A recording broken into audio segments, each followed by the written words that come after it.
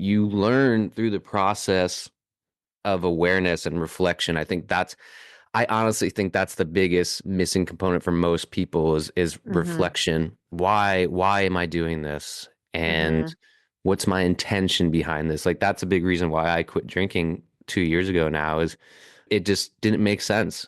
It didn't make sense for me anymore. It was affecting my mental health. It wasn't in alignment with me. Like it just didn't feel good. And I only got to that point, I think, because of years and years of therapy and years of journaling and meditation and just kind of having a pulse on myself more. I think that's really what my mental health journey has given me is a pulse, right? And It helps you understand yourself. yeah, and I think most people just need a pulse. Like, who are you? Welcome to Cut the Crap with Beth and Matt, the world's #1 no bullshit health and fitness podcast. Are you ready to cut the crap with your diet and exercise, get strong as fuck, and build a healthy relationship with food? Then you've come to the right place. Let's go. If you'd like to support us in the podcast, join our Patreon where you get exclusive content, which consists of monthly workouts you can do at home or at the gym, monthly challenges that are either strength, habit, or mindset based, and access to over 100 plus low-calorie, high-protein, family-friendly meals. These are all designed by a professional chef who is certified in nutrition. These recipes are already in MyFitnessPal for easy fucking tracking. New recipes are also added each week. We believe that fitness is for everyone, so this is our way of getting you started on your health and fitness journey at a price most everyone can afford. So what the fuck are you waiting for? We'll see you in the Patreon. We're joined this week by Ryan Kassim here, and Ryan, good friend of ours. Let's see, this is what, your 4th appearance or something on the podcast? I don't know. I think it's second. I've had both you guys on my podcast separately and together, but we've done many casts. Actually, no, you're right. We did the Katahdin cast. Katahdin special. This is my 3rd. Yeah. Okay. 3rd time. And that was the Katahdin special was a lot of fun. And that's really cool too. That was bleeding out. Here I am. We all bonded over the Katahdin experience. And here I am getting ready to go off on another fucking wild adventure. I'm going to Kilimanjaro. Tell me about that, dude. In a few days. Yeah, so I've been training for Kilimanjaro like all year and talking about it on this podcast mainly, but also on my socials. I'm pumped. We're going to be 8 days living on the mountain. So Mountain Matt is going to be in his element. Yeah, seriously, dude. You better live up to the name. You guys, I know, right? Nickname on the Katahdin trip, and I'm going to fucking do it good. You know, I'm going to do it right. Yeah. And I'm going to do it injury-free this time without making any rookie mistakes and blunders. It's all attention, full attention all the time. Just don't walk backwards. Don't fuck around with Kilimanjaro, okay? Forwards. How about no walking and not paying attention to recording content? Oh my god, your life flashed before my eyes. It was crazy. Yeah. And I saw it in Beth's face, like, oh my god, Matt, what the fuck? Like, are you all right? I just remember looking down, and I was like, that's not good. Yeah. He was just here, now he's down there. Yeah. Oh my god. I was talking to my friend, my cousin, and I was like, I'm looking forward to this being the hardest hike I've ever done. I'm looking forward to beating Mount Katahdin as the hardest hike I've ever done because Mount Katahdin was so fucking hard because I was doing it with a busted knee. Well, I mean, it would have been hard regardless, but that's that extreme factor to it. So I'm looking forward to, conquering a mountain of substantial size without a big gash in my knee. Yeah, we were a bunch of misfit toys going up that mountain. That knife's edge was a bitch. That last bit to the top. Yeah. Beth was like cramping. Ryan made that his bitch though, because he took off at the end there and met up. I got a little mojo going at the end. I was like, I'm fucking going to the top here. Because I'm like dying for every mistake. This is the worst pain I've ever felt every step of the way. Yeah, dude, that was but you know who really killed it was Hunter. Like Hunter was like trail ran the entire time. Dude, yeah, and the way down, like he was gone. It was just he was listening to his park on his headphones and he just took off. Yeah, I don't blame him. Savage. Yep, and I was just like, I don't know if I'm going the right way. I'm just like, and Hunter's gone. It's going down. No water left. So Kilimanjaro's coming up. Really looking forward to it. And doing it with my brother and sister-in-law. And one of our they're going too? Yeah, so they're going to. Nice. Okay, cool. We've been talking about this trip as a group, me, my brother, sister-in-law Mariah, and then our good friend Brittany. even before she officially planned it, like 3 or 4 years ago. We've been talking about it that long as a group, and then we're going with some other people that I've met from her trips, from her travels, and my other travels, and then just some random strangers, or not random strangers, people she knows, but some people I've never met. So Can I ask you a deep question? for sure. What is it? What does this mean to you? Like, what does this trip overall mean to you? That's a great question. So I'm really looking forward to like the bonding with me and my brother. That's something that we share together, is like that mutual love of travel, hiking. We've done a lot. We've gone to Alaska together. We go backpacking into Island every summer, not every summer, but a couple times now with his wife. So it's a really good bonding experience, because for me and my brother we have reestablished a relationship and a friendship as adults, which we never really had as children growing up. Him and I had lived the same life, but very different lives growing up. He has a different father than I do. So that's, you can imagine there's a lot of different perspectives taking place there for sure. Yeah. We each had our own struggles there. And it's nice that we've been able to reconnect as adults and be friends as adults. That's one of the most rewarding things, I think, of having siblings, is being friends with them as adults. Like they're your best friends. That, and just, meeting new people, the experiences. Like I love talking about doing hard things. Like this is a hard fucking thing. I've been training a year for it. So now it's like I get to reap the fruits of my labor, Yeah. I love that, dude. It's cool that like as adults you're choosing to create those memories together, whereas like, as kids, like maybe it's almost like you're kind of forced into those memories and those Yeah. experiences, right? But like it's I think it means more when you're adults and you're voluntarily choosing to create an experience and a memory together. That's cool. Yeah, for sure. Especially because growing up, he's like 9 years younger than me. Oh wow. So we didn't even have the age as a factor of that to bond over. Whereas my sisters, I've got 4 sisters. I've got an older sister, Kira, and then we're all 2 years apart. So you can imagine he's the youngest of the family. So yeah, I love that. So he's your little bro.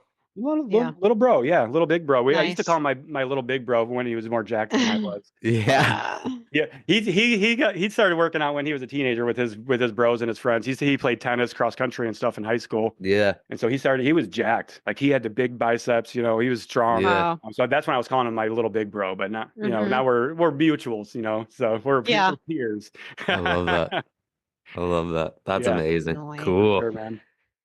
Dope. So Ryan, you just got back from a pretty big trip, huh? Tell us Yeah, about your overseas adventure. Yeah, I just got back from Europe. I did like a Dope. 10-day Euro tour, and I did a solo. So I did like I met up with a group of fellow solo travelers. So I just, I feel like it's kind of at this age too, where it's a lot of my friends have kids now, or they're married, or they got like jobs and all this other like responsibilities. And I'm just at the age where I'm just like, I don't want to wait for the availability for you to have, or maybe not even have. So I was like, I'm just gonna do it. Because I've had the big reason I did it was I have this whiteboard on my fridge, and it's got like all my life goals on it. And one of the goals on there was like to travel the world. And it was just one of those things I just kept repeating, like one day, one day, one day.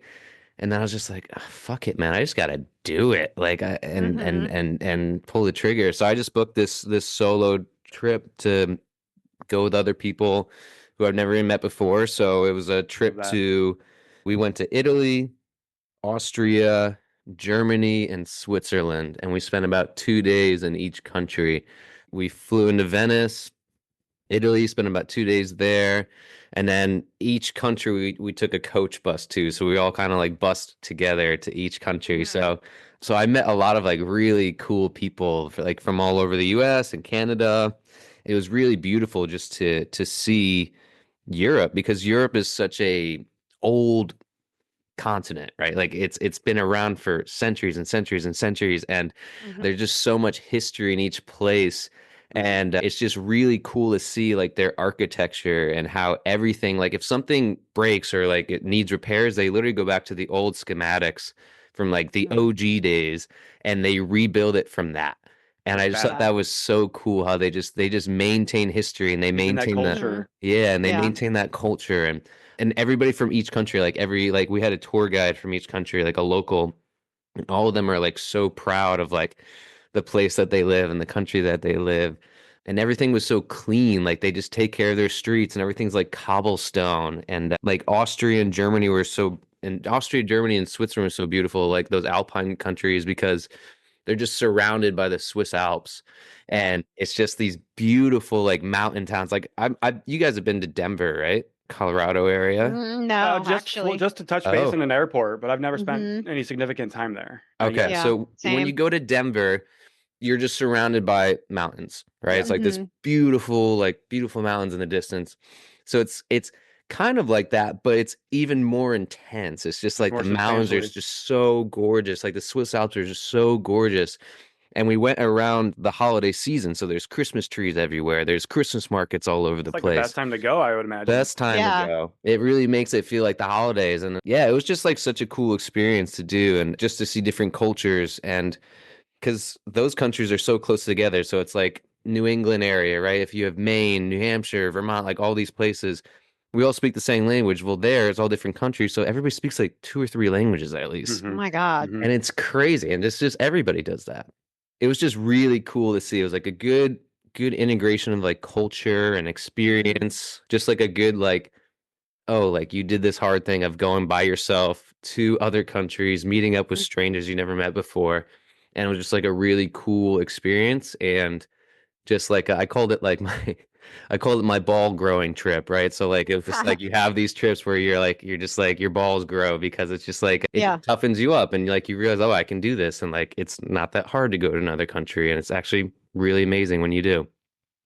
What was your favorite country? Switzerland by far. Yeah. It was just so gorgeous. Yeah, the lakes that they have there, they're just like these crystal clear lakes with the reflections of the Alps, and then we went up the Swiss Alps, which is amazing. So I went to the top of Mount Titlis, and it was just heaven, like because you're just at the peaks of these mountains, and it's just the sun's just almost like eye line, like level with you. And it was freezing, but it was just the coolest thing. And then tubing down the mountain and stuff like that, I was just like, this is like once in a lifetime experience. I was like, I don't know when I'm going to be doing this again, but it was just so cool. That's cool that you were able to, recognize that while you're doing it, so you can be more present and more mindful of it, and really make those memories. 1000%. That's something, because I got into making some friendship bracelets over the last few months. I love it. I've been using them as like, because they have in like monasteries, they'll have like words on the walls as almost like mindful reminders. So they'll have like breathe or peace or things like that. So I made one before I left that just says be here. So it's just like whenever I look down, it's just my reminder, like, all right, be present in this moment, because this is just like, this is all you have right now. So it's just kind of so I really made sure everywhere I went, I was just like, soak this in, so it was cool. The constant reminder, because mindfulness is something that we take if we're not practicing it, it's very easy to let it slip by. So just needing those reminders, whether it's a bracelet or something, people say like the cliche stuff, right? Well, the cliche stuff works too, I used to think like, oh, the cheesy quotes, and like actually no, they're really fucking powerful if you know and understand, like speaking it into existence and starting to identify as that type of person or whatever, so it is really cool. I love that. Yeah, it's funny. I'm all about the woo-woo. Like they call it the woo-woo stuff. You definitely are. Same. I mean, I was kind of raised on that. Like my mom raised us on Dr. Wayne Dyer, who's just very about like manifestation and like being mindful of your words and how you speak about yourself and how you speak things out into fruition, stuff like that. And I'm just very big on, and I'm big into meditation. I'm big into journaling. Like I like somatic, I like breath work, I like sound baths, that like I like all that stuff. It just makes me feel good at the end of the day. So it's funny, like the older I get, I just try to find more stillness over time. Yeah, absolutely. Well, especially in our environment, what we do for a living, I think too, constantly being on for social media and serving and helping others, we need to find that balance. So we need to find that way to really force ourselves to slow down and to calibrate and, regulate, because we get overstimulated. I think what is one thing that a lot of people don't realize is we're just running around really fucking overstimulated too. Yeah. We're constantly getting sensations coming at us, sounds, sights, smells, everything, your dogs, your kids, everything is always coming at you. So we definitely need to force that mindfulness, and it may feel awkward at first, right? Yeah, absolutely. But it definitely helps. It does wonders. I can definitely attest to that. I think that's something you and I have kind of definitely bonded over since Oh we've yeah. known each other. It's funny. I read that the amount that we read just like on our phones each day is equivalent to like one of the Lord of the Rings books, which is like a massive, Like the amount massive of information Wow. we're taking in. amount of little words that we're reading like on Yeah. our screens, the equivalent to like a Lord of the Rings book each day. So it's like, That's That's crazy. resources. cour- Boop, boop, boop, going of being course you're taken. overstimulated, right? It's like Uh-huh. you're Yeah. taking in so much, whether you realize or not, like a quick scan of words, like boom, boom, like, and that's just next, next, next, you know? So it's crazy. Yeah, Yeah. it really is. So you've been kind of going through your own journey these last couple of years too, and what's been really cool as your friend and just as somebody on seeing you on social media is how you show up and show those things on social Mhm. media and show the Yes. ugly things. And I definitely Mhm. identify, that's why I've really appreciated that about you. Is like more people, we need more men talking and leading the example or Mhm. leading by example in this way, Mhm. doing the work, but also talking about it too with what we're comfortable with sharing, of course. Mhm. Right. Just to let people know that it is okay, that we all do struggle with these things. So it's Yeah. definitely, I admire that about you, man. Well, Yeah. I appreciate you and obviously Beth as well, because what we're referencing is like I went through a breakup last year, and Yeah. it rocked me a good amount. I've always been the type, I shouldn't say that. I've not always been the type. That's why I started going to therapy, because I was not the type to always share. But I've always tried to be very real and authentic as what we do on social media. I can't do what we do without saying how I feel. Like Exactly. I I get that. can't. I can't. Yeah. So I just want to thank you guys, because when I did share that stuff, you guys were like texting me and being like, "Hey, like here for you, blah blah blah." I'm just like, and that means a lot, because I think a lot of us are scared to share and be vulnerable because of fear of how it'll be perceived and how it will be accepted, right? Right. Yeah. And As men in general, but as men, I think is very prevalent, the stigma, of mental health and just mhm. talking about Mhm. it, and I just we need to normalize it, right? And that's what we're doing. Yeah. Yeah, I mean, I can vividly remember when I first started going to therapy like 7 years ago. I was telling my clients, because my client was trying to book an appointment. I was like, "Oh, actually, I can't. I have a therapy appointment during this time." And them just being like, "Is something wrong with you? Like, Oh, are you okay?"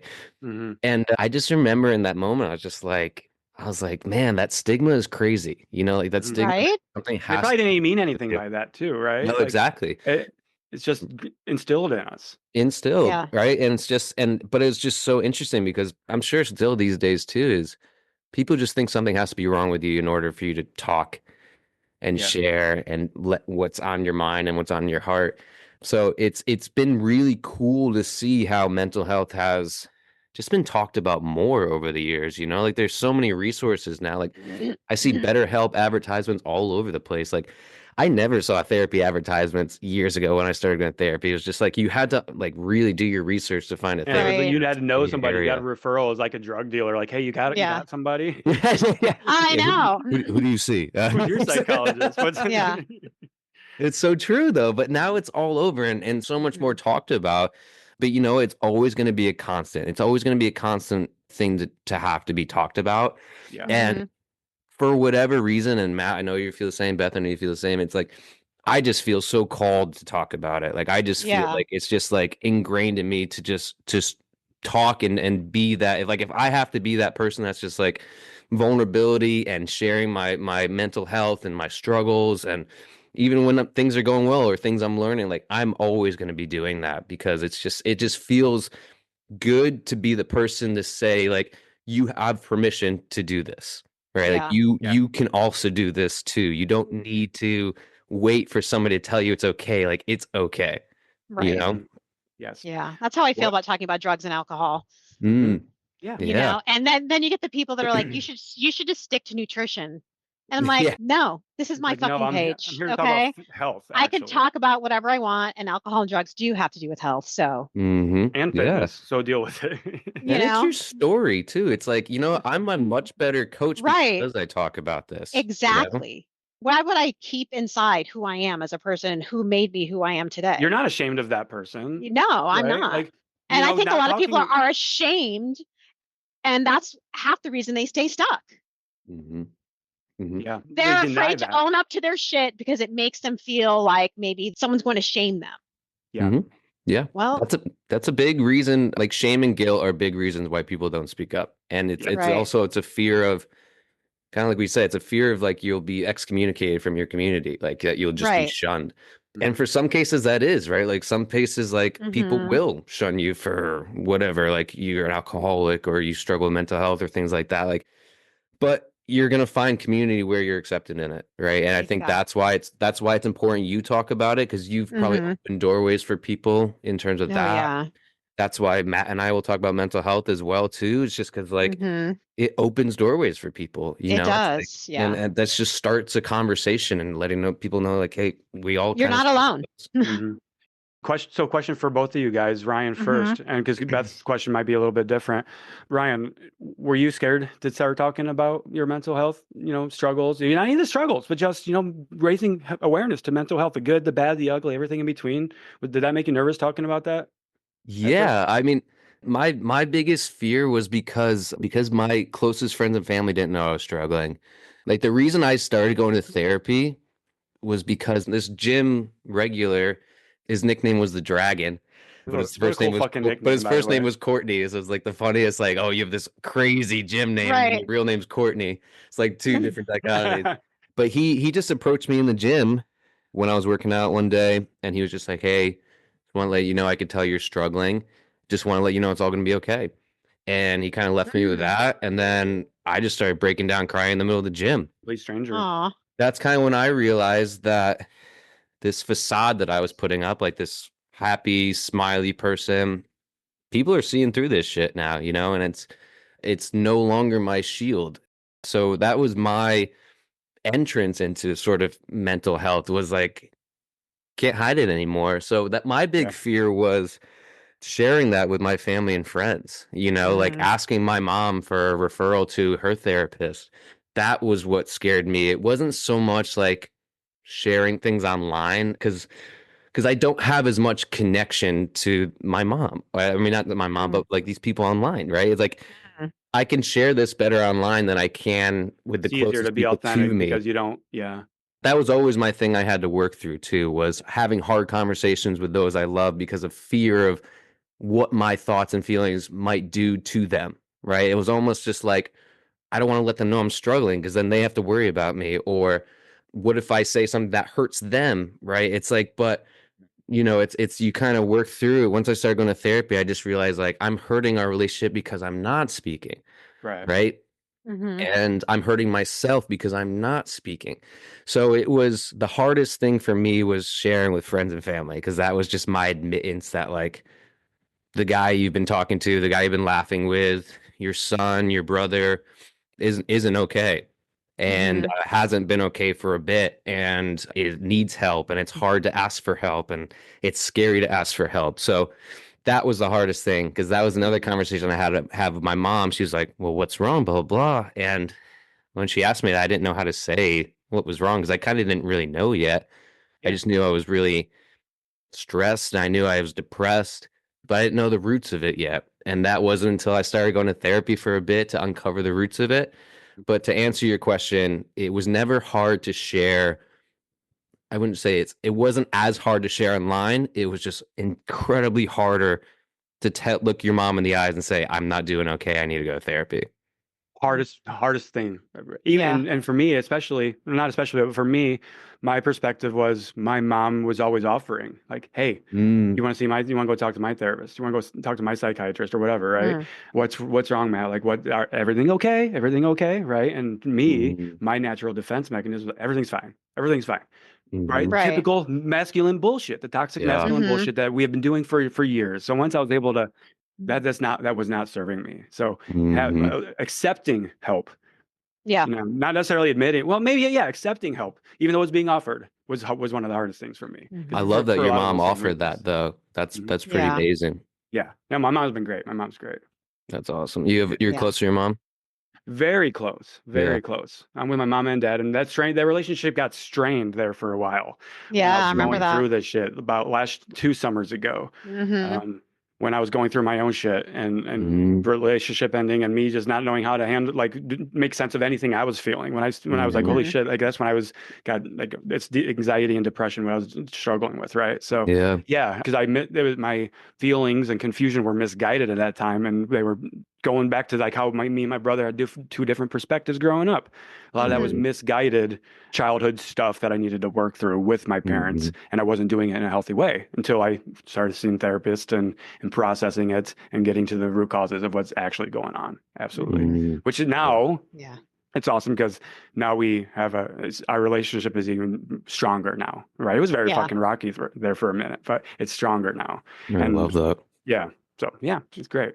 What about you, Beth? Yeah. So Beth, the question for you kind of is like, you as well. Did you find it hard to talk about either mental health or even addiction from your perspective with alcohol and things like that? I'm trying to remember how I came out. Yeah. On the internet. Was it the video where you're like, I snorted coke on the back of? No, it was way before that about being. No, it was way before that. When I was working at Hybrid Fitness is when I started my 5K a day with myself, right? And then I started posting on Facebook. It was like my August 5K day, like, run this for a year, 1, 2, 3, 4, however many, until I actually got into Instagram and started sharing that. So I think that's really how I started. And I just started sharing my story on Facebook, which felt safe, I guess, to me at that time, because I wasn't, it was just my family and friends. And I wasn't a coach influencer big on the internet yet at all. Yeah. So that just kind of transgressed right into, I think it was really TikTok when I don't know if I maybe started talking about my 5K day there, and that's how I let everyone know. And then I started realizing that so many more people were struggling, and I was like, oh my God, okay.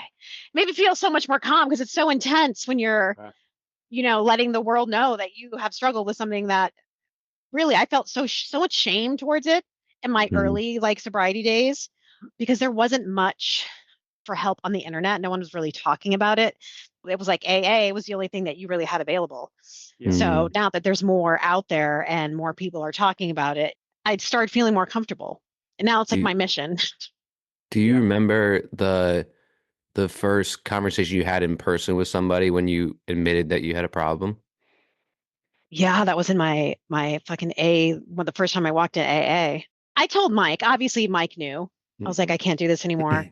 And so I told him I'm going to go to AA, and he's like, I'm really proud of you. So walking in that AA room was like probably the hardest thing I've ever done. Because then you're like, oh fuck, I'm fucking here. I need I'm help. here now. Oh my God. I mean, it's like, you just feel so awkward, but you're in a room with everyone else that's literally on the same path as you. Yeah. So absolutely. So the community and the support system, that's something we hear in all of our clients too, right? It's like, I thought I was the only one that felt this way, that struggled with these things. And they come in and see what's going on and like, oh, wow. Now then it gets normalized. It lifts that shard of shame, not shard, but layer of shame and guilt for sure. It was just like a relief. Like I instantly started fucking crying, like thank fucking God, I'm like a prisoner of my own self for so many years. Yeah, absolutely. That's great. Yeah. So yeah, these things need to be talked about more, and I'm glad and I'm proud and honored that you guys are some of my closest friends, and that as coaches too. I think that's really cool. We do have the platform that we have. I know the more I talk about it, of course, it's unfortunate. It's super unfortunate. Anytime I talk about mental health, I lose followers and lose engagement goes down. We could probably all agree on that, and it's unfortunate because that still continues to perpetrate that stigma. Like, why would people? I don't understand why people wouldn't want to. Why is that upsetting to people? I don't, whatever. That's their prerogative. Let them, right? To me, it's like on the opposite end of that. To hear the feedback that we do from the people that we are able to reach, that's what matter, right? Not the people that unfollowed us. It's from my perspective, I'm seeing more guys and more men sign up for our mindful eating programs and stuff, which is really fucking cool because it's not just about eating. We do deep dives into the emotions and stuff in that program, and the ways that these men coming into the program, which is typically mindful eating, emotional eating, and things like that. That's typically something that only people think associated with women, but men struggle with those types of things too. So by me normalizing it, it's giving these guys permission too. Like, wow, yeah. That's why I am eating the fucking donuts and drinking a case of beer every night. Damn. Yeah, absolutely. And that's something I used to struggle with too, was some sort of binge eating and emotional eating. And I think a lot of us, we have our like vices. We just talked about vices, like Beth with Mm-hmm. alcoholism and all that stuff. Like, food was a vice for me, sex was a vice for me, and I think you learn through the process of awareness and reflection.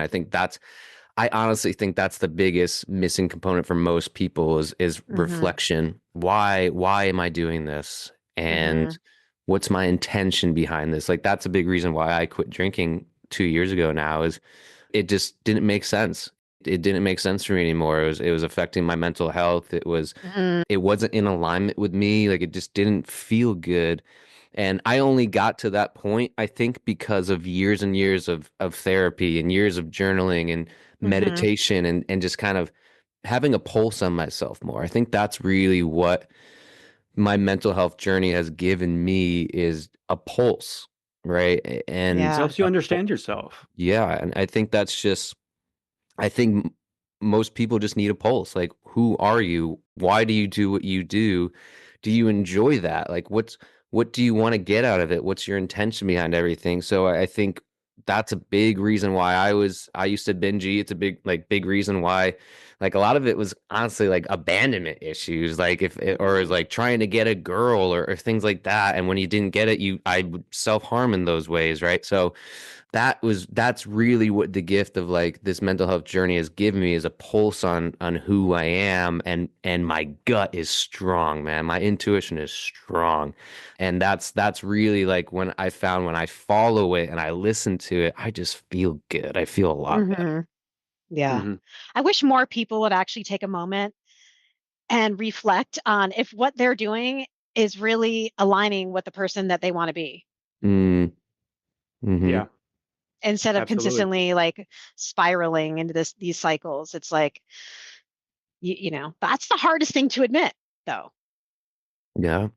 I think it's also a scary question is who am I? Right? Yeah. Or who Yeah. do I like? That's like Right. your Is that like stereotypical Zoolander? Who am I? philosophy question, right? It's like who am Yeah. I? And I think Hmm. I don't know if it's less of can I answer that or more of like who am I in this moment? Who am I trying to be in this moment, right? And not trying to create this lofty idea of a person. It's just more of like, who am I in this moment? Who am I trying to be in this Yeah. moment? Right. I don't, Hmm. because you don't need to get yourself anxious about the ultimate person you're trying to become. You just have to Right. get an idea of who you're trying to be in this moment.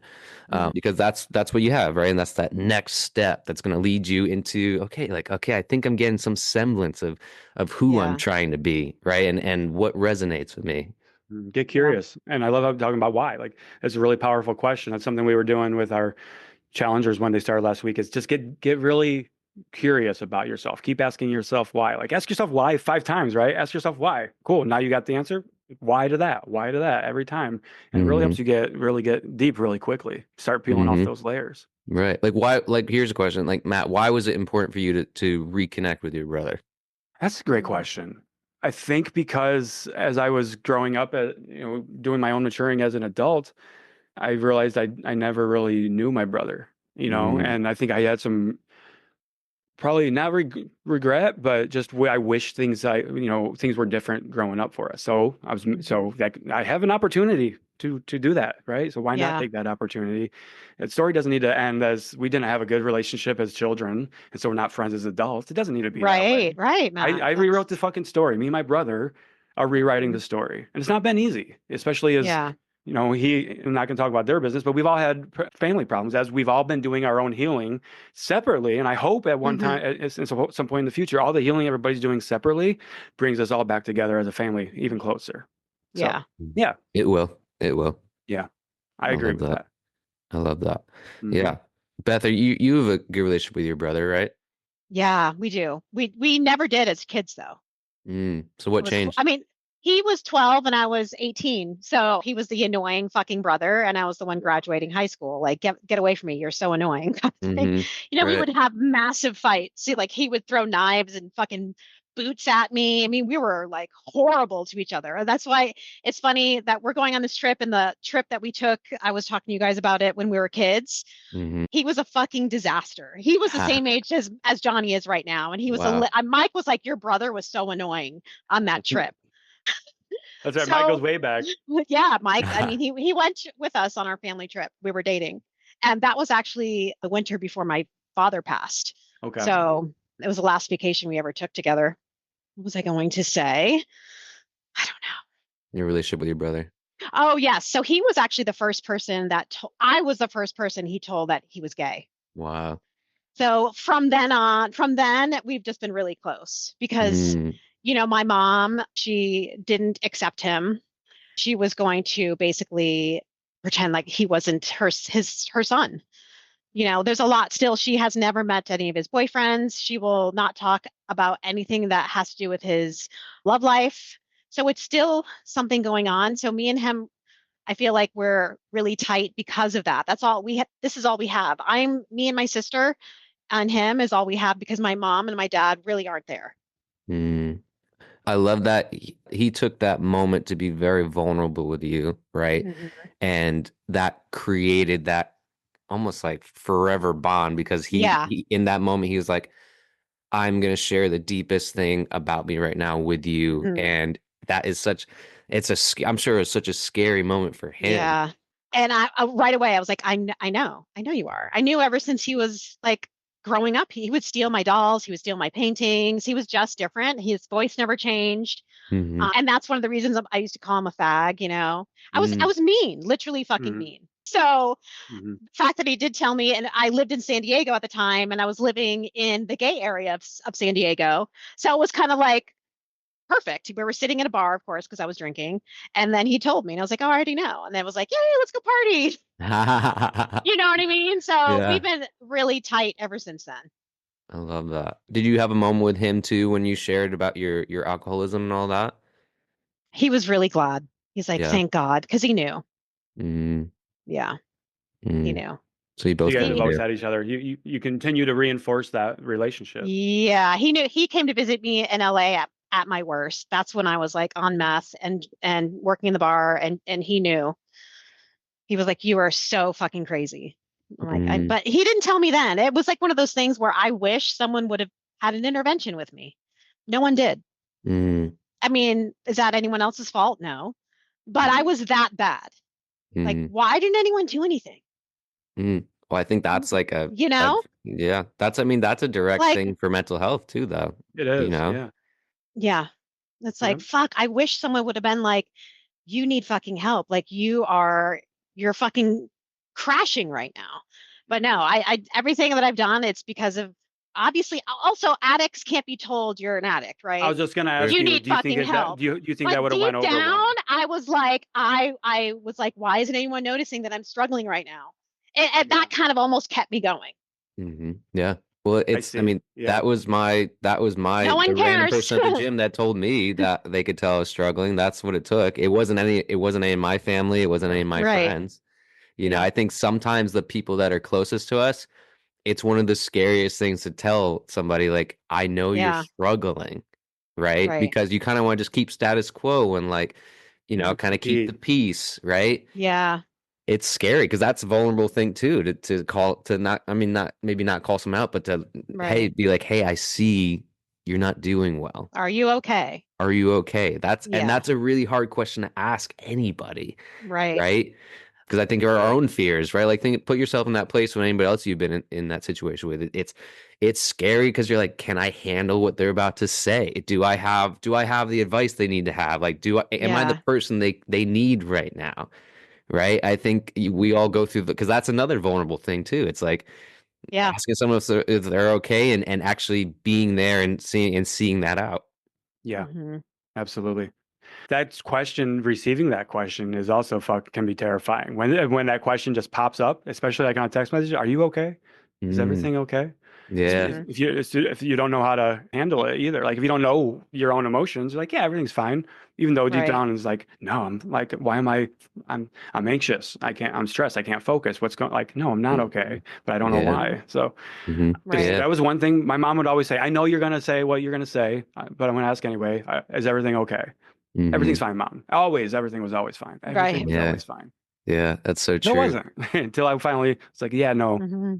And of course, like, I know, she knew, right? Yeah. That's so true. Yeah. I mean, and that's why, like, when you guys text me, I was just like, it's not. It's like it's not Yes. okay. But And like, yeah, I do really, really appreciate that about you, man. Like, 'cause you, Yeah. when I was publicly talking about my struggles, you reached out. Beth always reaches out and checks on me. Mhm. Beth knows when I'm not okay, better than I Yeah. know when I'm not okay myself. And so for you, Ryan, too, when you've reached out, it's cemented, like that, you're good, that you're a good person, and that Mhm. you're a good friend, and that you talk the talk and you walk the walk too. mhm, Yeah. yeah. Well, I think it's once you've been through hard shit and worked through hard shit, I Mhm. think you just have a lot more empathy for when people are struggling. And I You think, Mhm. recognize it. Yeah. yeah, Yeah. you recognize it a little bit quicker. And I think also you like when I reach out to people, if I can tell they're struggling, I'm not necessarily reaching out. I'm not reaching out to fix. I'm Right. just reaching out to see and to hear, you Yeah. know. But you're not alone. I want you to know I'm thinking about you. Yeah, because it's not our job to fix, right? Like it's not Right. my job to fix you, right? It's not my job to fix Beth or anybody else. Like I can only work on myself, but Mhm. I could hear you, I could see you so that you don't feel so alone, so you don't feel like you're going through it alone, so you don't feel like Yeah.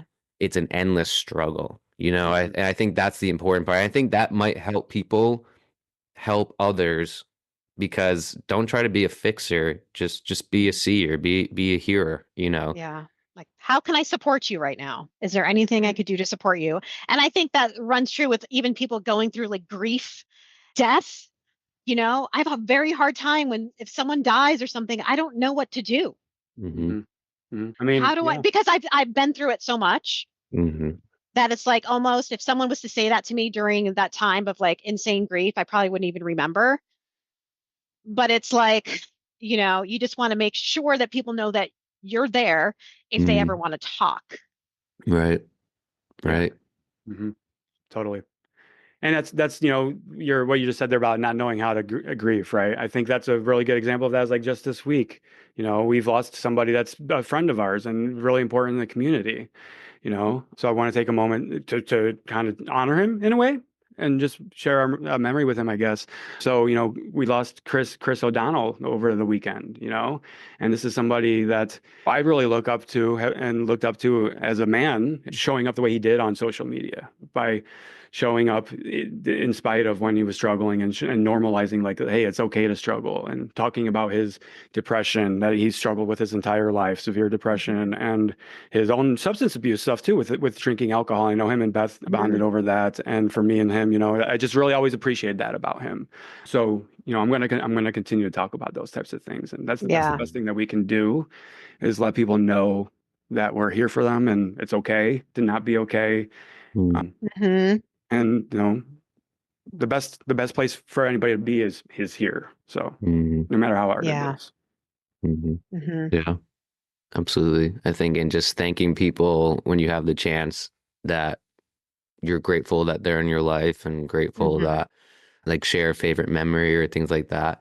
I think that's really important to do in the now. That's something I've tried to make an effort with those really closest to me is just like say like a quick hey I love you or like a quick like thankful for this or thankful for that. Hmm. Just to let people know that they're loved and that you mean a big part in my life and your life and all that. Mhm. And any bros Yeah. that are listening, because we do have some guys that listen, tell your bro friends that you love them. It's okay. Like Hmm. Ryan, I love you, Hmm. man. We Love we you say it too, all the brother. time. You Hmm. Yeah, know, yeah, it's Love you awesome. It's guys. great. Yeah, I love you, yeah, Beth. Love you, yeah. Nerdle. Love you Sorry, you're too. not just fuck you, Beth.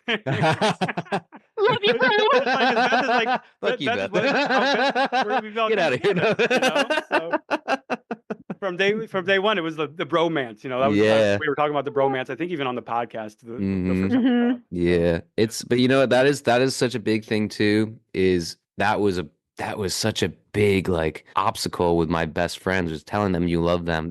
Yeah. And Those it's the those and things were only ever said between me and my best friend while we were drunk, fucking plastered. But hmm now we say it all the Mm. time. Now we say it all hmm the time. all the time. Yeah. Yeah. And I say it even if my friend doesn't say it back, because I'm just like, I don't give a fuck. I know you love me and I love you and you're gonna know I love you. Right. Yeah, that's it. Just let me love you. Right. Say it back. Yeah, yeah, that's so true though. Yeah, it's for whatever reason, it's the hardest thing. I saw this video, like these New Zealand guys, that just called their best friends and just to tell them they love them, because it's just like, and the reaction from their friends was like, "Are you okay? Like, is everything okay?" Mhm. Right? So I think that just goes to show how much of a disconnect there is between men Yeah. to say I love you and let them know you're loved, because there's just such a stigma, that vulnerability stigma. Like, if you tell someone you love them, like something has to be wrong, you know? Yeah. So Yeah. Yeah. Yeah. Totally. I just had a brain fart, but going back to like everybody needs to know that they're, I guess, loved in a way. But to me, what I really struggled with was accepting that I'm not unlovable. For the longest time, I thought that I was unlovable, even as an adult. Mm. And just recently, in the past few years, I've finally started to accept and know that I do deserve love. So Yeah. that was one of those constant things in all of my Mhm. relationships. It was constant. I never felt good enough. I never felt like I deserved the love that was being shown to me. mhm, And so I never, I don't know. It's almost self-sabotaged in a way because I yeah, wasn't Yeah. deserving of the love. right, Well, I'm not right, deserving of the love, so fuck it. I'm just gonna I'm gonna go out and fuck it up because that's what I'm going to do. You know, Mhm. yeah, so true. those are some Yeah. hard changes to make. Yeah. And I think that's, that's good awareness too, because I think a lot of people, they tend to service that out. And when you realize a lot of the things that you struggle with in relationships, and obviously there's certain cases, but a lot of it can be, you can reflect on and just realize that, like, oh, like I was the one self-sabotaging this, or I was the one that didn't see myself as lovable, or I'm just waiting for someone to leave or abandon me, and that's why I'll shut off too early, or things like that, or I'll avoid this, or I'll be attached to this because I don't want them to leave. I think it's important. Again, we talked about with like getting a pulse on yourself and really deep diving, is because it strengthens yourself, but it strengthens the relationships around you, and allows them to be healthy, and healthy communication to take place as well. Yeah. For sure, for sure. We're here to break the status quo. I was looking at, really quickly, just we know there's all kinds of research and stuff to support what we're talking about, but like the masculine norms, right? The boys will be boys that we kind of that I definitely grew up with, boys will Hmm. be boys and things like that. But really that kind of those kind of things that worsens depression and anxiety, abuse of substances, greater health risks, cardiovascular and metabolic disease, issues with dating and interpersonal intimacy, and issues with interpersonal violence, an increase in overall psychological distress, discouragement in seeking help, and homophobia. Mhm. Those are the type of things that the boys will be boys and just continuing on the societal norms of men contributes to, and Yeah. that's not healthy for Hmm. anybody individually and as a society. Hmm. Yeah. Yeah. There's a great book for anybody who's listening to, Daring Greatly by Brene Brown. She not only dives into Mm. like it's a book on vulnerability in general, but she deep dives into why women experience shame and guilt and have a hard time being vulnerable, but also into men and why they experience shame and guilt. And it is really powerful. So I recommend it to any guy who's like struggling to come into their own, or be Yeah. vulnerable, or feel like they can't speak up, or feel like they have to be this really the definition of a masculine man. I would highly encourage you to read that book. What was the book again? Uh-huh. Daring Daring Greatly. Greatly by Brene Brown. Awesome. Got it. I think we've talked about Brene Brown. We've mentioned some of her books, at least in the past, in this podcast. Yeah. Yeah, I love she's her. great. She Mhm. actually, I watched a lot of her videos to help me do my first speaking event. Awesome. I love Yeah. that. Well, thanks for being here, Ryan. I know you have a call at 9:30, I do. which is in about 2 minutes. So Yep. so could you let everyone know where you are? If you don't follow Ryan, please do. He's an amazing coach. He's a great friend of ours, and Mhm. you definitely need his stuff in your life. So You do. Thank you. you Appreciate do. y'all. Yeah. Thank you guys. You can find me at Body by Ryan Fitness on Instagram. My podcast is called These Little Moments Podcast. It's a big mental health, wellness podcast as well. Yeah, and that's pretty much it. That's all we gotta say. All Oh yeah, right. brother. Appreciate Thank you all. so much Thank you. Love you guys. for Hey, chatting love with you, us bro. last minute. Love you. Yeah, I won't turn that down. Okay. I love you guys. Appreciate I y'all. love you, man. Ryan. See you. Have a great See day. y'all soon. Bye. Bye. Hope you enjoyed this episode, so why not share with a friend who needs to hear it? Send us a DM on Instagram or email us at cutthecrappod@gmail.com and join our Patreon at patreon.com/cutthecrappodcast. As always, we appreciate you and thanks for being here.